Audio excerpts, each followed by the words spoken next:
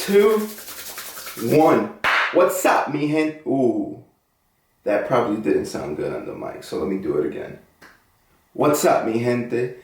Let's get right to this week's topic. The sun is shining, feeling a little bit motivated, even though I don't. Today's the day. Today's my day where I'm going to shoot my 2 episodes for the next 2 weeks. I kind of like this format. I've been doing it already for a month. I mean, unless if you're not looking at the watermarks of my videos in the beginning of it, you wouldn't really know because I'm wearing the same outfit. I just wear, the only difference that changes is the buttons and then my hat. And then obviously this week I'm not wearing my Fitbit, but that's because I don't know if you can see on camera, but my skin's a little dry. I had to take it off. I've been lotioning myself and trying to take care of it. But today's video is about the new YouTube era. The reason why I want to make this a topic is because I want to stamp in history what YouTube is right now. When I got to be a fan of YouTube, it was, it started as like America's Home Funny Videos. Keep in mind, in 05, 06, 07, the first couple of years of YouTube, I was in 5th, 6th, 7th grade, and YouTube being such a monster in just streaming and entertainment, I would like to say that 75% to like 83% of my content that I get out of, like that I watch, rather I should say, is from YouTube, believe it or not. It's so easy on my smart TV, turn it on, just click the app, boom, there, I get to watch whatever I want. And it's crazy because before I was watching this, I watched Ozark. I just finished watching Ozark. And yesterday I was watching some videos of Jason Bateman, and it was like this Vanity Fair video, right? Like, YouTube has everything and anything you want. So it was like this Vanity Fair video of this guy, this actor, and it showed like his start to like now. And the quality of the videos that were before, I was like, wow, like this quality fit for the TVs back then.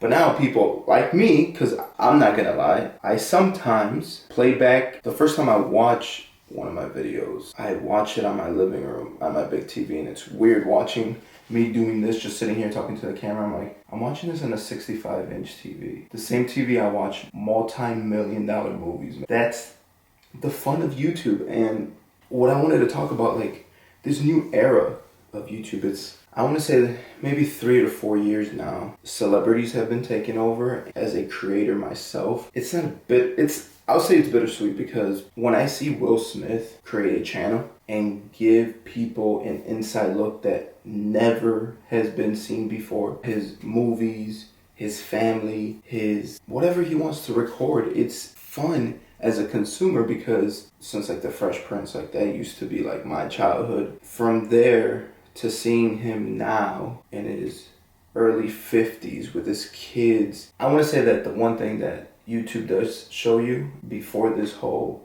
pandemic went around and people were quarantined home, I was on Instagram. This was like maybe, I've been off of it for like maybe a month or so. But the moment I get off is when all these battles and everything starts happening. But you just realize that no matter how much money or how many zeros with commas you have in your account, we're all human. Sure, some people, work harder than others and get better. Like, for example, me and this channel. What I'm doing with this channel is this consistency. I made it a point that I want to shoot 26 of these episodes, which I will this year.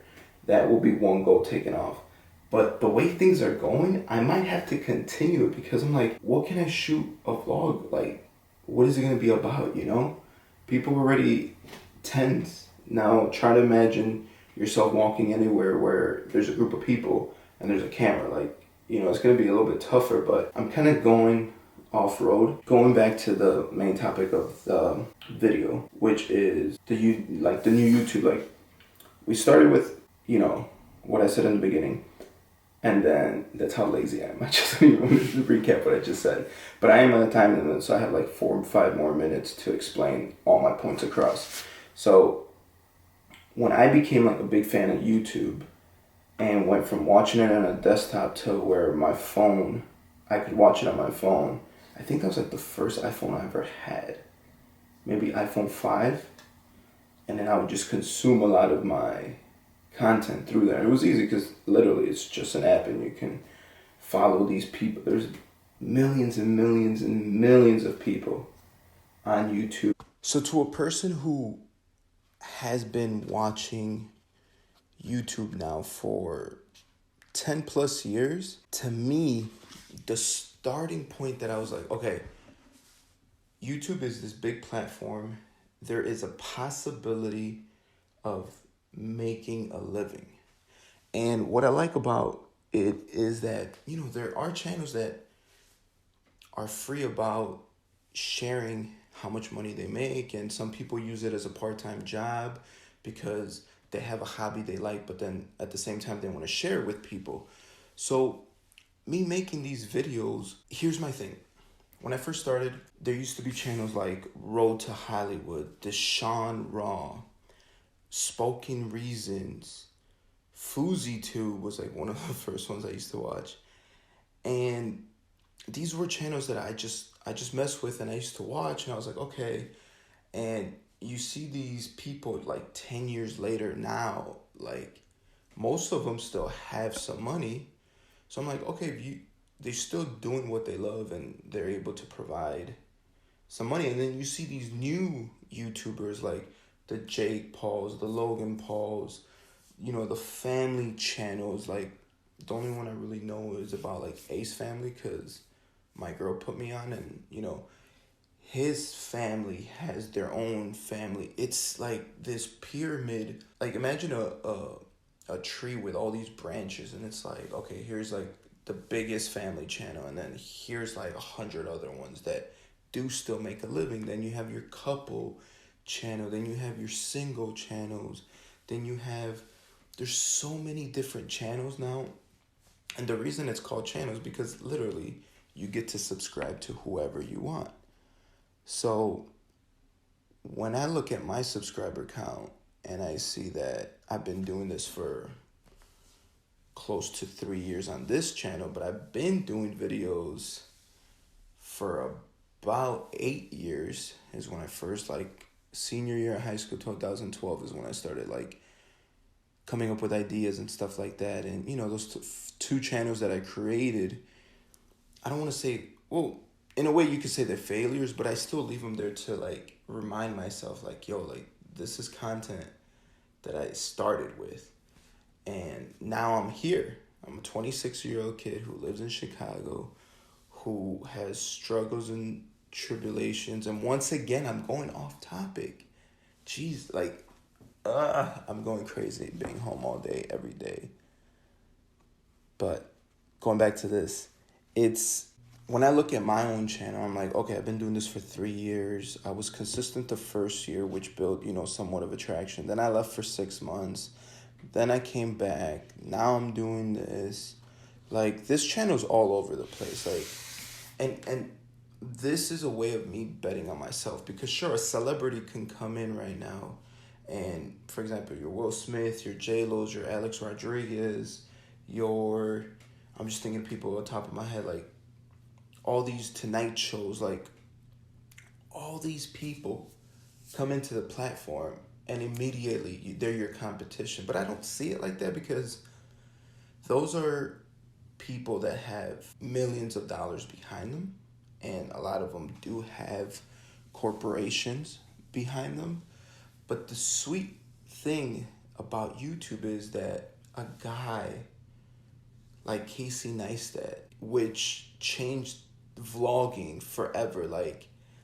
I used to watch some guy named FouseyTube vlog his depression at his house, just basic vlogs, to Casey where it was holy cow, that dynamic. And then you have a Roman Atwood who lives in Ohio, has millions of dollars, shows a happy family. And there's just so many, when you realize there's 7 billion plus people in the world, how many of those people actually have a channel? I would like to see that, because I know it's millions of minutes uploaded every single second on YouTube. But when it's broken down, I embrace the new changes, and who knows what's the next. You already have your everyday person like myself, and then you have your so-called celebrities, that are on the same platform. But there's so many people in the world that the best thing of this is that you get to create your own fan base or your own support line. Like the people that watch me might not watch the people that I watch, but if you do watch me, thank you. Always remember to subscribe, because I'm trying to get to, I'll be honest, I'm trying to get to 1,000 subs this year. And 3 years in, I got about 160 plus videos in. I'm like, okay. But here's my thing. When I think about my own channel, I think about playing the long game, right? Because this channel is about my life. So the way I see it is that if I stop this channel, I'm basically stopping my life, which doesn't really make sense. But in my brain, like the way I see it is like, okay, I'm 26 now. 10 years from now, I still see myself vlogging because there's still going to be all this stuff happening, and I'm just going to be capturing it. I'm not going to be one of those daily people, because that's too much and you get worn out, and then you go from, oh, I have this passion, to all this money's coming in. But the great thing about YouTube is that you get to see that. You get to see a YouTuber who almost loses his whole family, but the pros of that is that he's making millions of dollars, sponsorships, and all of this opportunities he never had. But then you got to meet somewhere in between. So the way that I'm doing it, like I said, I got to put my 10,000 hours in. That's what I'm working on right now. And when I get there, who knows? Maybe when I hit 10,000 hours exactly from, editing, recording, and posting, maybe at that point I catch my break. Who knows? But there's only one way to find out, and that's keep watching this channel. Yeah, I feel like this video went all over the place, like all of them do. But hey, you know what? It's a new YouTube era. Embrace it. What YouTube started to what YouTube is right now, nobody saw this coming. So let's see what the next 10 years bring. And with all that being said, I will see you next week.